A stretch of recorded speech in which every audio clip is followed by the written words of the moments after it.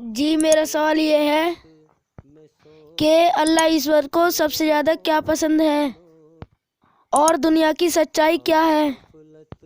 آسان زبان میں سمجھائیں۔ بہت اچھا سوال کیا ہے کہ سنسار کے سچے مالک، نام اس کے انیک ہیں، مالک سب کا ایک ہے۔ اللہ ایشور کو سب سے زیادہ کیا پسند ہے؟ میں اپنی بات شروع کرنے سے پہلے جتنے بھی لوگ یہاں بیٹھے ہیں اور جو بھی ہمارے بھائی یا بہن ہمیں یوٹیوب پر سن رہے ہیں، ان سب سے میں پوچھنا چاہتا ہوں اور ریکویسٹ کرتا ہوں کہ میں جو جواب اب دوں گا بہت اچھا جواب ہے، اس کو سبھی لوگ دھیان لگا کر سنیں گے۔ جو بھائی بہن ہمارے یوٹیوب پر سن رہے ہیں وہ بھی جواب دے کر سنیں گے دھیان سے۔ جو بھی جس کام میں لگے ہوئے ہوں وہ تھوڑی دیر کے لیے اپنا کام روک دیں اور اس میں دھیان لگائیں، ویڈیو کو ایکانت میں لے جا کر سنیں، جیسا بھی آپ کے پاس وقت ہو، سمے ہو، لیکن اللہ کی بات سنیں جس نے ہمیں پیدا کیا ہے۔ اب آئیے جواب دینا شروع کرتے ہیں۔ ایک حدیث میں آتا ہے، دیکھو یہ سچی حدیث ہے، سچی بات ہے کہ کچھ نہ تھا، نہ زمین، نہ آسمان، نہ سورج، نہ چاند، کوئی چیز نہیں تھی، صرف اللہ تھا جس نے ہر چیز کو پیدا کیا ہے۔ اب اللہ نے فرمایا کہ میں ایک چھپا ہوا خزانہ تھا، میرے جی میں آئی کہ میں پہچانا جاؤں، اس لیے میں نے سنسار بنایا۔ دیکھو بات پہ غور کرنا، میں ایک چھپا ہوا خزانہ تھا، میرے جی میں آئی کہ میں پہچانا جاؤں۔ بہت سے لوگ جو الٹی عقل چلاتے ہیں وہ سوچتے ہیں کیا خدا بھی انسان جیسے جذبات رکھتا ہے کہ جی ہو گیا خدا کا؟ میرے بھائی، اپنے من میں ڈوب کر پا جا سراغ زندگی، اپنے اندر اس مالک کی رچنا کو پڑھ اور سمجھ، وہ تجھ سے کیا چاہتا ہے، اس بات کو سمجھ اپنے اندر اس کی رچی ہوئی رچنا کے آدھار پر۔ جب تو اچھا کام کرتا ہے تیرے اندر سکون پیدا کرتا ہے، جب تو برا کام کرتا ہے تیرے اندر بے چینی پیدا کرتا ہے کہ نہیں؟ تو بس یہی راہ سکھائی ہے اس نے، جیون جینے کا طریقہ۔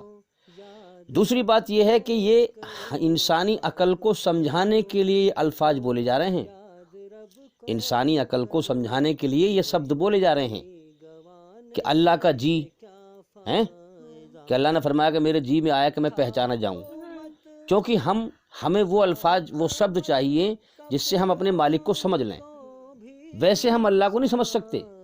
سمجھ میں آ رہی ہے بات؟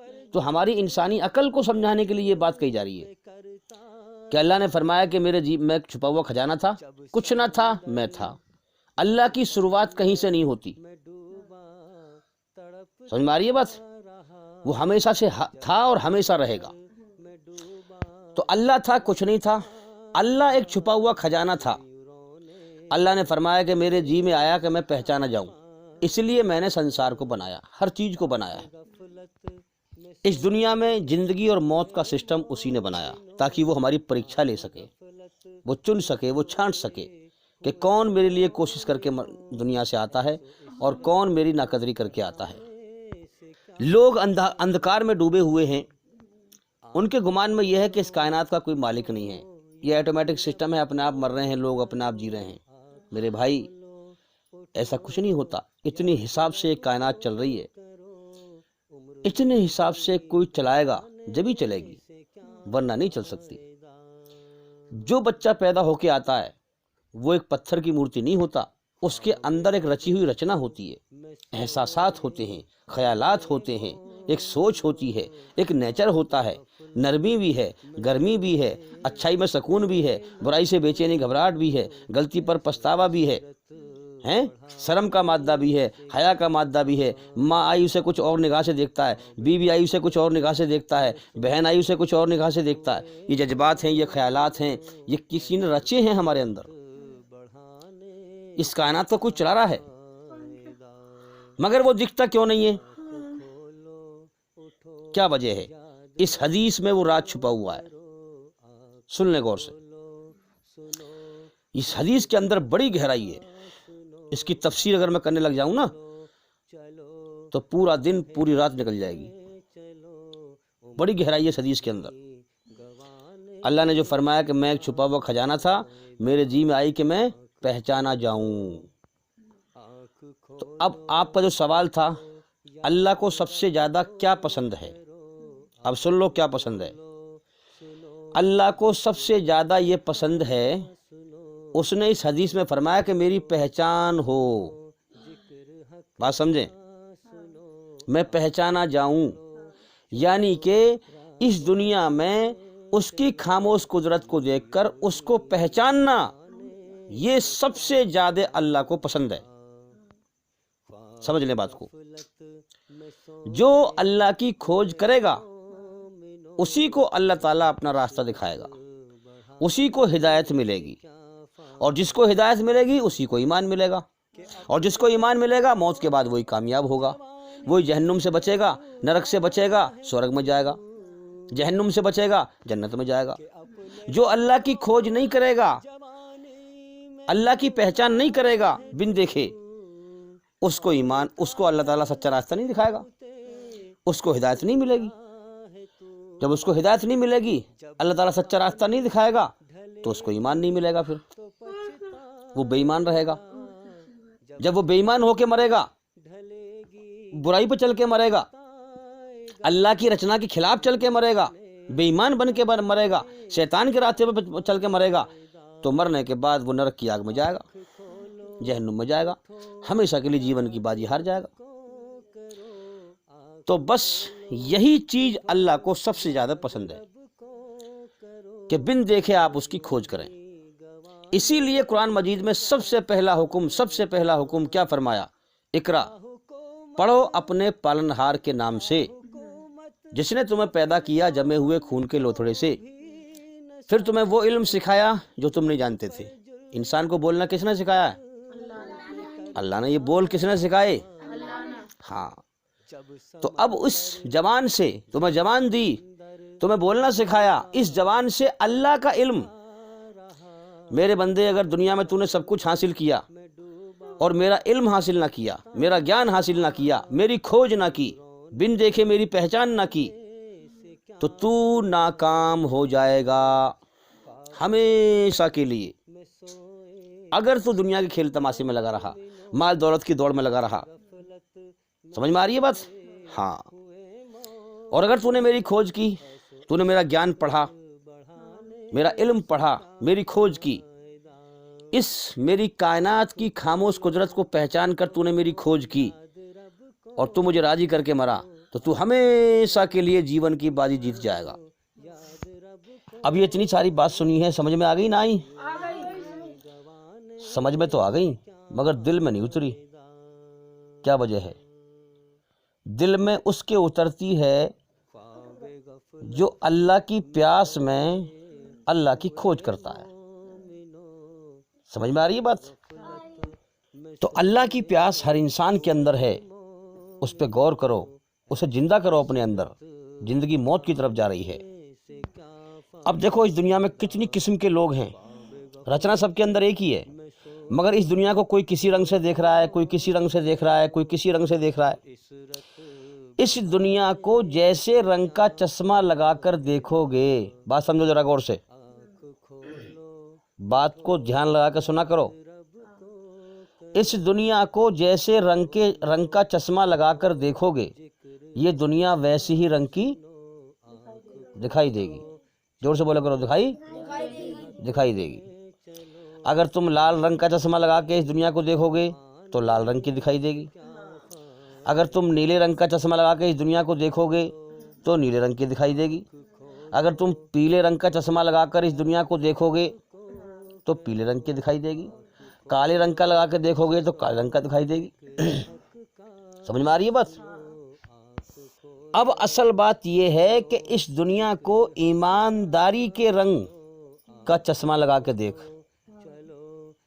سچائی کے رنگ کا چشمہ لگا کے دیکھ، تب اللہ تعالیٰ اپنا سچا راستہ تیرے لیے کھولے گا، تب تجھے دکھائے گا اس دنیا کی حقیقت. ورنہ تو اس دنیا میں لوگ سب کچھ دیکھ کر بھی اندھے ہیں. सब कुछ देख कर अंधे। हर इंसान को पता है कि मुझे एक दिन जरूर मरना है, और मौत कब आ जाए इसका कोई भरोसा नहीं। फिर भी वो दुनिया में ऐसा जीता है जैसे वो दुनिया में हमेशा रहेगा, कभी उसे मरना ही ना हो। अब जरा मैं अपनी बात रोककर एक बात और कह दूं, इस पूरी दुनिया में संसार के सच्चे मालिक का सच्चा धर्म इस्लाम है। याद रखना, इस्लाम धर्म को शांति पसंद लोग कबूल करते हैं, मानते हैं। अच्छे लोग, शांति पसंद लोग, जो शांति को पसंद करते हैं, जो अमन को पसंद करते हैं, जो अच्छाई को पसंद करते हैं, जो सच्चाई को पसंद करते हैं, वही लोग मानते हैं इस्लाम को, हैं? फसादी लोग नहीं करते। जो लोग धरती पर जुल्म जास्ती फसाद फैलाते हैं वो इस्लाम को नहीं मानते। तो पहले सवाल का जवाब तो जो है आपका पूरा हो गया। अल्लाह को क्या चीज़ पसंद है, ठीक है, अल्लाह की खोज करना शुरू कर दें। दूसरे सवाल का जवाब यह है कि आपने सवाल किया था कि दुनिया की हकीकत क्या है। तो बताऊं मैं आपको दुनिया की हकीकत क्या है, सुनो ध्यान लगा करके। आपने कभी कट्टी घर देखा है? कट्टी घर जहाँ भैंस कटती हैं, भैंस जो है जहाँ कटती हैं, जहाँ भैंस का गोश्त फिर जाता है विदेशों में बिकने के लिए, हैं? तो जो जानवर साफ और शुद्ध हैं, पाक जानवर हैं, पवित्र जानवर हैं, उनको खाना, उनका मीट खाना एक अलग चीज़ है, वो एक अलग टॉपिक हो जाएगा। खाना सही है क्या गलत है, हैं? इस पर हमारी बहुत सारी वीडियो हैं, आप हमारे चैनल के अंदर जा कर के वीडियो देखें। क्या मीट खाना सही है या गलत, गोश्त खाना सही है या गलत, ईश्वर के नज़दीक सही है या गलत, हैं? और अकली एतबार से भी, अकल के एतबार से भी, और ईश्वर के बताए अनुसार, हैं, हर धर्म के हवाले से क्या मीट खाना सही है या गलत, इसका हमने जवाब दिया। इस पर कई वीडियो हैं, ये एक अलग टॉपिक है बात करने का, आप उसमें जाके देखें। मैं इस वक्त जो है कुछ और कहना चाह रहा हूँ। कट्टी घर जो होता है, जहाँ भैंसों की कट्टी होती है, काटते हैं, आप देखेंगे कि जब कट्टी घर के अंदर भैंस बढ़ती हैं तो उनकी सिट्टी बिट्टी गोल हो जाती है। बात समझें, आप खुद महसूस करेंगे जब कोई हादसा या कोई परेशानी या कोई मुसीबत आने वाली होती है तो अल्लाह ताला संसार का मालिक पहले से ही इंसान के दिल में कुछ ना कुछ अगाज डाल देता है। कभी लगा है आपको, महसूस हुआ है, ऐसा होता है कि नहीं, कि पहले से ही जो है इंसान को कुछ लगता है कि भाई मेरा कुछ बिगड़ने वाला है। समझ में आ रही है बात? तो इसी प्रकार से हम समझें, मैं इस मिसाल से आपको दुनिया की हकीकत और सच्चाई समझाना चाह रहा हूं। बात को ध्यान दे सुने। भैंस जो पैठों में से या जहाँ से भी, गाँवों में से जहाँ से भी भैंसें आती हैं, जो लोग कट्टी घर में भैंस लेके आते हैं, बहुत से लोगों को तो मैंने ये भी सुना है कहते हुए कि जब वहाँ से कट्टी घर को भैंस लाते हैं खरीद के, पैठ में से या कहीं और से, तो भैंसों की आंखों में जो है आंसू देखे हैं कि भाई वहीं से जो है आंसू हो जाते हैं शुरू, समझे? तो चलो मैं वहाँ की बात नहीं कर रहा, लेकिन कट्टी घर का जो गेट है उसमें बढ़ने के बाद उनको अगाज हो जाता है कि अब यहाँ पर हम कटेंगे। हालांकि अल्लाह ने जो है सारा जहान बनाया है हम इंसानों के लिए, सारा जहान बनाया किसके लिए? इंसानों के लिए, और इंसान को बनाया है अपने लिए। ये जानवर भी हमारे लिए हैं कि हम इनसे जो है फ़ायदा उठाएं, इनका दूध पिएं, और जो है इनका जो है भैंसे को जो है जोतें, बुग्गी में काम लें, बैलों से काम लें। ये हमारे लिए बनाया अल्लाह ने, जब तो हम इनका इस्तेमाल कर रहे हैं। और खाने का भी हुक्म दिया है कुरान में, और हिंदू धर्म की किताबों में भी जो है हुक्म दिया है। हमारे दांतों में भी कुदरत ने 2 प्रकार की क्षमता रखी है, हमारे दांतों के अंदर भी 2 प्रकार की क्षमता रखी है। हमारे दांत शाकाहारी भी हैं और मांसाहारी भी हैं, यानी हमारे दांत सब्जी भी खा सकते हैं और मांस भी खा सकते हैं। हमारे दांत चपटे भी हैं और नोकीले भी हैं। शेर सिर्फ जो है शेर जो है सिर्फ मांसाहारी होता है, वो घास नहीं खाता, कुदरत ने उसको ऐसा बनाया है। भैंस सिर्फ शाकाहारी होती है, گھاس ہی کھا سکتی ہے، ماंس نہیں کھاتی۔ تو قدرت نے سارے جیووں کو، کسی کو جو ہے مانساہاری بنایا ہے، کسی کو شاکاہاری بنایا ہے۔ جیسے ہمارے اندر خون کھال میٹ ہے، گوشت ہے، ایسے ہی شیر کے اندر بھی خون کھال میٹ ہے، گوشت ہے، ایسی بھینس کے اندر بھی خون کھال گوشت ہے، میٹ ہے۔ جیسے جس مالک نے ہمیں بنایا ہے اسی مالک نے ان کو بنایا ہے۔ تو اسی پرکار سے ہم سمجھیں کہ شیر کو بنایا ہے صرف مانساہاری، بھینس کو بنایا ہے صرف شاکاہاری، ہم انسانوں کو بنایا ہے شاکاہاری بھی اور مانساہاری بھی۔ ہمارا جو سسٹم ہے پیٹ کا، یہ اس حساب سے بنایا ہے قدرت نے کہ ہم سبزی کو بھی اور ماंس کو بھی پچا سکتے ہیں۔ سمجھ میں آ رہی ہے بات؟ شیر کا جو پیٹ کا سسٹم بنایا ہے وہ صرف ماंس کو ہی پچا سکتا ہے، گھاس کو نہیں۔ شیر کے جو دانت بنائے ہیں نوکیلے، وہ صرف ماंس کو ہی پھاڑنے کے لائق ہوتے ہیں، چبانے کے پھاڑنے کے لائق، وہ گھاس کو کھانے کے مطلب کے نہیں ہے۔ اور جو دانت بھینس کے ہیں، یہ ماंس کو جو ہے پھاڑنے کے لائق نہیں ہوتے، چپٹے دانت ہوتے ہیں بھینسوں کے، نوکیلے دانت نہیں ہوتے۔ نوکیلے دانت گوشت پھاڑنے کے لیے ہوتے ہیں، میٹ پھاڑنے کے لیے۔ سمجھ میں آ رہی ہے بات؟ بھینس کا جو سسٹم ہے پیٹ کا، وہ ایسا بنایا ہے قدرت نے، اللہ نے، کہ وہ صرف گھاس کو ہی ہضم کر سکتا ہے۔ اور ہمارا جو سسٹم بنایا ہے، ہم بھی ایک جیو ہیں، ہمارا سسٹم بنایا ہے کہ ہمارا سسٹم پیٹ کا کیسے بنایا ہے کہ سبزی کو بھی ماंس کو بھی ہم ہضم کر سکتے ہیں۔ دانت ہمارے بنائے ہیں نوکیلے بھی اور چپٹے بھی۔ جو ڈاڑ ہیں سائڈ میں، یہ کیلے نکلے ہوئے ہیں ہمارے، نوکیلے ہیں۔ کچھ ڈاڑ ہماری جو ہے چپٹی ہیں اور کچھ نوکیلی ہیں۔ تو اس سے ہمیں معلوم پڑتا ہے قدرت نے ہمیں ماंس کے لیے کھانے کے لیے بھی بنایا ہے اور سبزی کھانے کے لیے بھی بنایا ہے۔ سمجھ میں آ رہی ہے بات؟ اب مسئلہ دوسرا ہے، یہاں پر یہ بات میں نے تھوڑی سی عرض کر دی، بات میں دوسری کر رہا تھا کہ کٹی گھر میں جانے کے بعد اگر اللہ کے نزدیک، ایشور کے نزدیک یہ میٹ کھانا، بھینسوں کو کاٹنا، ان کا میٹ کھانا غلط ہوتا تو وہ اتنی پیدا ہی نہ کرتا۔ جتنی کٹتی ہیں اس سے زیادہ پیدا ہو جاتی ہیں۔ سمجھ میں آ رہی ہے بات؟ جتنے مرغے کٹتے ہیں اس سے زیادہ قدرت پیدا کر دیتی ہے۔ تو اس میں اشارہ یہ ہے کہ اللہ نے سارا جہان بنایا ہمارے انسانوں کے لیے اور ہمیں بنایا ہے اپنے لیے، تاکہ ہم اس کی عبادت کریں، اس کو راضی کریں، اس کے حکم پر چلیں۔ ٹھیک ہے؟ جب بھینس کٹی گھر میں بڑھتی ہیں، ان کو اگاج مل جاتی ہے کہ اب ہم یہاں جو ہے بچ نہیں سکتے، یہاں ہم مریں گے سب، یہ موت کا گھر ہے۔ بھینسوں کو گمان ملتا ہے کہ یہ ہمارے لیے موت کا گھر ہے، اب ہم یہاں کٹ جائیں گے، چاہے 10 دن بعد نمبر آئے، لیکن ان کا گمان یہی ہوتا ہے، ان کا بالکل وہاں جی نہیں لگتا ہے۔ سمجھ میں آ رہی ہے بات؟ ان کا بالکل وہاں من نہیں لگتا ہے، وہاں دل نہیں لگتا ہے، اداس رہتی ہیں۔ بالکل ٹھیک اسی طرح سے یہ دنیا بھی انسانوں کے لیے موت کا گھر ہے۔ کیا ہے؟ موت کا گھر۔ جیسے کٹی گھر میں لائن سے بھینس کٹتی ہے نا، اب کہ اس کا نمبر، پھر اس کا نمبر، پھر اس کا نمبر، پھر اس کا نمبر، اسی طرح سے ہم انسانوں کے لیے بھی یہ دنیا موت کا گھر ہے، اور یہاں ہر انسان موت کی لائن میں لگا ہوا ہے۔ آج مر کے وہ گیا، کل کو میرا بھی نمبر ہے۔ بڑا بدبخت ہے وہ انسان جو دوسرے کی موت سے سبق حاصل نہ کرے، دوسرے کی ارتھی جاری ہو، دوسرے کی میت جاری ہو، اس کو دیکھ کر خود سبق حاصل نہ کرے کہ آج مر کے یہ جا رہا ہے، کل کو میرا بھی نمبر ہے۔ سمجھ میں آ رہی ہے بات؟ تو جس طرح سے وہ کٹی گھر بھینسوں کے لیے موت کا گھر ہے، اسی پرکار سے یہ دنیا ہم انسانوں کے لیے موت کا گھر ہے۔ سمجھ میں آ رہی ہے بات؟ تو اب وہ بھینس کٹی گھر میں بالکل دل نہیں لگاتی، اداس رہتی ہے، بالکل من نہیں لگاتی، اداس رہتی ہے۔ مگر ہم اتنے بیوقوف لوگ ہیں، اتنے بیوقوف لوگ ہیں ہم انسان، کہ ہمیں پتہ ہے، ہم جانتے ہیں کہ یہ دنیا موت کا گھر ہے، ہم کبھی بھی مر سکتے ہیں، کبھی بھی جا سکتے ہیں، اپنی آنکھوں کے سامنے دوسروں کا انجام دیکھ رہے ہیں مرتے ہوئے، مگر ہم پھر بھی دنیا میں دل لگائے پھر رہے ہیں، پھر بھی ہم دنیا میں دل لگائے پھر رہے ہیں۔ کیسا نشہ ہے دنیا کا! انسان پھر بھی اس دنیا سے دل ہٹانے کو تیار نہیں ہے، اندھا بن کر، موت کو بھلا کر، نظر انداز کر کے دنیا کی دوڑ لگا رہا ہے، حیا مایا کی دوڑ لگا رہا ہے، مال دولت کی دوڑ لگا رہا ہے۔ کوئی اسے زندگی کا ہوش نہیں، کوئی حد نہیں ہے کتنا کمانا ہے، کب تک کمانا ہے۔ کیسی پاگل پنتی کی بات ہے!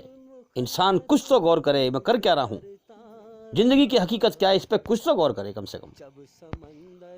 اس دنیا کا کتنا خطرناک نشہ ہے کہ انسان اپنی آنکھوں سے دوسرے انسان کو مٹی میں ملتے ہوئے ہیں، کتنا خطرناک انجام دیکھتا ہے دوسرے کا۔ اور ہمارے ہندو بھائی جلاتے ہیں، کتنا خطرناک انجام دیکھتا ہے دوسرے کا، ہیں ہاں، مٹی میں ملتے ہوئے، جلاتے ہوئے، کتنا خطرناک انجام ہے۔ اور اپنے بارے میں بھی جانتا ہے کہ میں بھی کبھی بھی مر سکتا ہوں، میں بھی کبھی بھی جا سکتا ہوں دنیا سے، میں کبھی بھی ختم ہو سکتا ہوں، پھر بھی انسان اس دنیا کو ہمیشہ کا گھر سمجھ کے جیتا ہے کہ میں یہاں ہمیشہ رہوں گا۔ کتنا خطرناک نشہ ہے دنیا کا، کتنا خطرناک نشہ ہے کہ انسان کو پتہ ہے کہ مجھے ایک دن ضرور مرنا ہے، ہیں، اور کب مر جاؤں یہ بھی پتہ نہیں ہے، پھر بھی انسان دنیا میں ایسے رہتا ہے جیسے اسے کبھی موت نہ آئے گی، کبھی بھی موت نہیں آئے گی، جبکہ اپنی آنکھوں سے دوسروں کو مرتے ہوئے دیکھتا رہتا ہے انسان، جبکہ اپنی آنکھوں سے دوسروں کو مرتے ہوئے دیکھتا رہتا ہے۔ یہ نشہ اللہ تعالیٰ سنسار کا سچا مالک، یہ نشہ اللہ انسان کا جب ہٹاتا ہے جب انسان دنیا کو چھوڑ کر اللہ کو پسند کرتا ہے، پوری دنیا سے اپنا چہرہ موڑ کر ایک اللہ کی طرف کرتا ہے، بنی ہوئی چیزوں کو چھوڑ کر بنانے والے کی طرف اپنا رخ کرتا ہے، دھیان لگاتا ہے، چہرہ کرتا ہے، ہیں ہاں، جب انسان دنیا کو چھوڑ کر اللہ کو پسند کرتا ہے، اللہ کا بننا چاہتا ہے، ہیں، ورنہ انسان موت کی سچائی کو جان کر بھی نظر انداز لاپرواہی کرتا رہتا ہے، جان کر بھی موت کو، ہاں، جانتا ہے کہ مرنا ہے، موت دوسروں کو دیکھتا رہتا ہے، جان کر بھی موت کو بھلائے رکھتا ہے۔ دیکھو بھائی، یہ بتاؤ، کیا اس جیون کی شروعات ہم نے کری ہے یا کسی نے کرائی ہے؟ اللہ نے کرائی ہے۔ ہاں، یہ ہم جانتے ہیں، یہ سچ ہے۔ کیا اس جیون کا سب جو سمے ہے، کیا اس جیون کو ہم ختم کر دیں گے یا اللہ کرا دے گا؟ اللہ کروا دے گا۔ تو اس کا مطلب یہ ہوا کہ ہم اپنی جان کے مالک نہیں ہیں، ہماری جان کا مالک اللہ ہے۔ اسی نے یہ چھوٹی سی زندگی ہمیں دی ہے اور اس کی شروعات کرائی ہے۔ تو دیکھو بھئی، یہ چھوٹی سی زندگی سنسار کے سچے مالک اللہ تعالیٰ نے امتحان کے لیے ہمیں دی ہے، اور ہر انسان کو اس دنیا میں سچائی دکھا رکھی ہے کہ یہ دنیا موت کا گھر ہے، ہماری جان اللہ کے قبضے میں ہے، کبھی بھی ہم مر سکتے ہیں۔ اس سچائی سے کوئی اندھا ہے بھلا؟ ہر انسان جانتا ہے اس بات کو کہ مجھے مرنا ہے، ہیں؟ یہ دنیا دکھوں کا گھر ہے، بیماریوں کا گھر ہے، خطروں کا گھر ہے، گندگی کا گھر ہے، موت کا گھر ہے، دکھوں کا گھر ہے، غموں کا گھر ہے۔ حقیقت میں عقل مند انسان اس دنیا سے کبھی دل نہیں لگائے گا، ہیں؟ تو اللہ تعالیٰ نے اس دنیا میں سچائی اسپشٹ روپ سے ہر انسان کو کھول کے دکھا رکھی ہے۔ سب دیکھ رہے ہیں دوسروں کو مرتے ہوئے، ہیں؟ ہاں، سب دیکھ رہے ہیں کہ دنیا دکھوں کا گھر ہے۔ یہاں لوگ 100 کے 100% بیمار رہتے ہیں، کسی نہ کسی کو کوئی نہ کوئی بیماری ضرور ملے گی، ہیں؟ یہ دنیا خطروں کا گھر ہے، موت کا گھر ہے، دکھوں کا گھر ہے، غموں، کون جانتا ہے اس بات کو؟ سب کے سامنے سچائی کھلی ہوئی ہے۔ اب جو اس دنیا کی سچائی پر غور کر کے اپنے مالک اللہ کو پہچان کر، آگے نا بات وہی، پہچاننا اپنے مالک کو، یہ سب سے زیادہ پسند ہے اللہ کو۔ اس کے بغیر تو کچھ ہے ہی نہیں۔ جو اللہ کی قدر کرے گا، اللہ کا احسان مانے گا، وہی اللہ کی کھوج کرے گا، وہی پہچانے گا اللہ کو، وہی محنت کرے گا۔ تو جو اللہ کو پہچان کر راضی کر جائے گا مرنے کے بعد، وہ جنت میں اللہ کا ہمیشہ کا انعام، ہمیشہ کی جنت، اس نقلی جیون کے بدلے میں ہمیشہ کامیابی کا جیون پائے گا۔ دیکھو، غور کرو، اس دنیا میں ہر انسان اپنے جیون کا سمے لے کر آیا ہے۔ سب، ہر انسان اپنا اپنا جیون کا سمے، کوئی 50 سال، کوئی 60 سال، کوئی 70 سال، کوئی 40 سال، کوئی 35 سال، کوئی 10 سال، جس کو جیسا سمے ملا ہے اس کا ویسے ہی امتحان ہے۔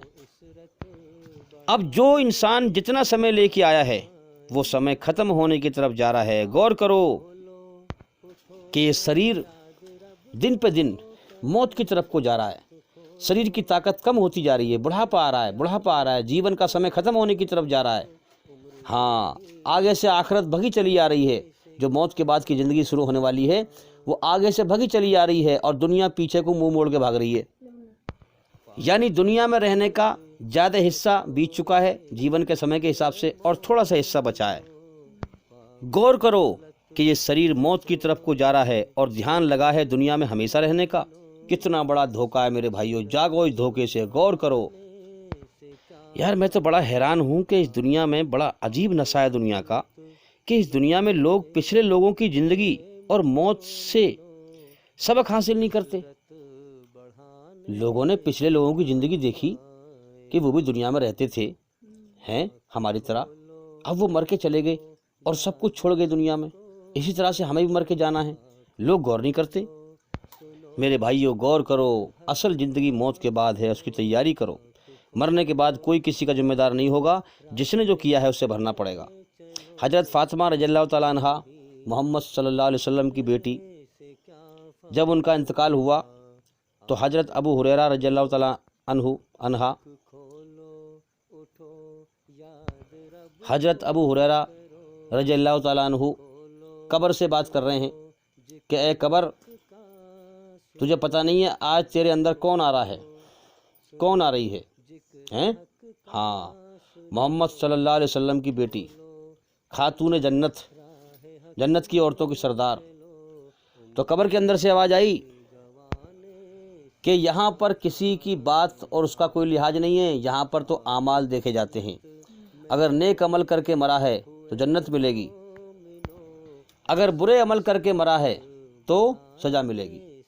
یہاں کسی بات کا کوئی لحاظ نہیں، بادشاہ کی بیٹی ہے، منتری کی بیٹی ہے، بادشاہ کا بیٹا ہے، منتری کا بیٹا ہے۔ ہاں، مرنے کے بعد کوئی کسی کا ذمہ دار نہیں ہوگا، جس نے جو کیا ہے اسے بھرنا پڑے گا۔ اس لیے میرے بھائیوں، جو اللہ نے قرآن میں حکم حلال کے دیے ہیں اس پر چلیں، اور جس حرام سے روکا ہے اس سے رک جائیں۔ یہ دو ہی پرکار کی رچنا ہے اللہ کی رچی ہوئی ہیں کہ اچھائی پہ چل، اچھائی پہ چلنا حلال ہے، ہاں حلال پہ چلیں، اور برائی پہ چلنا حرام ہے، حرام سے بچیں۔ بہت سے لوگ کیا کرتے ہیں کہ بھئی میں مزدوری کیسے کروں گا، میری عزت سب چلی جائے گی۔ ارے عزت دیکھ رہا ہے تو دنیا کو دیکھ رہا ہے، اور پھر کیا کرتے ہیں کہ جو ہے غلط کام کرنا شروع کر دیتے ہیں، حرام کمانا شروع کر دیتے ہیں کہ بھئی ہائی لیول کا کام کریں گے۔ ارے میرے بھائی، عزت دیکھ رہا ہے، اللہ کے حکم دیکھ، مرنے کے بعد تجھے اللہ کی طرف لوٹنا ہے۔ ایک بات کو دھیان سے سنیں، دھیان دے کر سنیں غور سے۔ دنیا کا کوئی کام چھوٹا یا بڑا نہیں ہوتا، بس وہ کام حلال کی کمائی کمانے کا ذریعہ ہو۔ سمجھ میں آ رہی ہے بات؟ کوئی کام چھوٹا یا بڑا نہیں ہوتا، بس وہ کام حلال کی کمائی کمانے کا ذریعہ ہونا چاہیے، جس سے اللہ ناراض نہ ہو۔ چاہے وہ کوئی بھی کام ہو، مزدوری ہو، کوئی بھی ہو، کوئی کام چھوٹا بڑا نہیں ہوتا، بس حلال کمنا چاہیے، بس خالی، جس سے اللہ ناراض نہ ہو۔ بہت سے لوگوں نے دھرم کا دھندا بنا رکھا ہے، کمانے کے چکر میں دین میں ملاوٹ کر دیتے ہیں اور لوگوں کو ٹھگتے ہیں، لوگوں کا پیسہ غلط طریقے سے استعمال کرتے ہیں، دھرم کا دھندا بنا رکھا ہے۔ محمد صلی اللہ علیہ وسلم نے فرمایا، جس نے میرے دین میں ملاوٹ کی ہوگی، سنیں غور سے، دین کمپلیٹ کر دیا گیا ہے، نہ اس میں کوئی چیز گھٹ سکے اور نہ بڑھ سکے۔ تو فرمایا کہ جس نے میرے دین میں ملاوٹ کی ہوگی، محمد صلی اللہ علیہ وسلم نے فرمایا کہ جس نے میرے دین میں ملاوٹ کی ہوگی، کل قیامت کے دن نہ وہ مجھے پہچان پائے گا اور نہ میں اسے پہچان سکوں گا، اللہ تعالیٰ کی قدرت کے ذریعے سے۔ تو جب محمد صلی اللہ علیہ وسلم اسے پہچان نہیں پائیں گے اور نہ وہ پہچان پائے گا، تو محمد صلی اللہ علیہ وسلم اس کی سفارش کیسے کریں گے پھر؟ حضور کی صفات بھی جو ہے نصیب نہیں ہوگی اس کو، کیونکہ اس نے اپنا ایمان بیچ کر دنیا خریدی، دین میں ملاوٹ کی، دھرم کے نام پہ دھندا کیا۔ تو بھئی جیون کی حقیقت پر غور کریں، برائی سے بچیں، اچھائی پر چلیں۔ امید کرتا ہوں کہ سوال کا جواب ہو گیا، اور بھی انشاءاللہ زندگی رہی تو پھر ملاقات ہوگی۔ السلام علیکم ورحمۃ اللہ وبرکاتہ۔ اللہ کے آگے صاف دل سے توبہ کرو، امید ہے کہ وہ تمہارے گناہ تم سے دور کر دے گا اور تم کو جنتوں میں جن کے نیچے نہریں بہہ رہی ہیں داخل کرے گا۔ اس دن اللہ پیغمبر صلی اللہ علیہ وآلہ وسلم کو اور ان لوگوں کو جو ان کے ساتھ ایمان لائے ہیں رسوا نہیں کرے گا، بلکہ ان کا نور ایمان ان کے آگے اور داہنی طرف روشنی کرتا ہوا چل رہا ہوگا، اور وہ اللہ سے التجا کریں گے کہ اے پروردگار ہمارا نور ہمارے لیے پورا کر اور ہمیں معاف فرما، بے شک اللہ ہر چیز پر قادر ہے۔ لوگوں کا حساب اعمال کا وقت نزدیک آ پہنچا ہے اور وہ غفلت میں پڑے اس سے منہ پھیر رہے ہیں۔ ان کے پاس کوئی نئی نصیحت ان کے پروردگار کی طرف سے نہیں آتی مگر وہ اسے کھیلتے ہوئے سنتے ہیں، ان کے دل غفلت میں پڑے ہوئے ہیں۔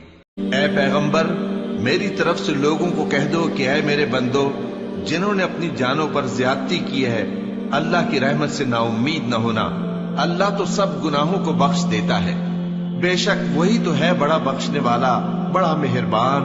اور اس سے پہلے کہ تم پر عذاب آ واقع ہو، اپنے پروردگار کی طرف رجوع کرو اور اس کے فرما بردار ہو جاؤ، ورنہ بعد میں تم کو مدد نہیں ملے گی۔ اور اس سے پہلے کہ تم پر ناگہاں عذاب آ جائے اور تم کو خبر بھی نہ ہو، اس نہایت اچھی کتاب کی جو تمہارے پروردگار کی طرف سے تمہاری جانب نازل ہوئی ہے پیروی کرو۔ ایسا نہ ہو کہ اس وقت کوئی شخص کہنے لگے کہ ہائے اس کوتاہی پر افسوس ہے جو میں نے اللہ کا حق ماننے میں کی اور میں تو ہنسی ہی کرتا رہا، یا یہ کہنے لگے کہ اگر اللہ مجھ کو ہدایت دیتا تو میں بھی پرہیزگاروں میں ہوتا، یا جب عذاب دیکھ لے تو کہنے لگے کہ اگر مجھے پھر ایک دفعہ دنیا میں جانا ہو تو میں نیکوکاروں میں ہو جاؤں۔ ارشاد ہوگا کیوں نہیں، میری آیتیں تیرے پاس پہنچ گئی تھی مگر تو نے ان کو جھٹلایا اور شیخی میں آ گیا اور تو کافر بن گیا۔ اور اے مخاطب، جن لوگوں نے اللہ پر جھوٹ بولا تم قیامت کے دن دیکھو گے کہ ان کے چہرے سیاہ ہو رہے ہوں گے، کیا تکبر کرنے والوں کا ٹھکانہ دوزخ میں نہیں ہے؟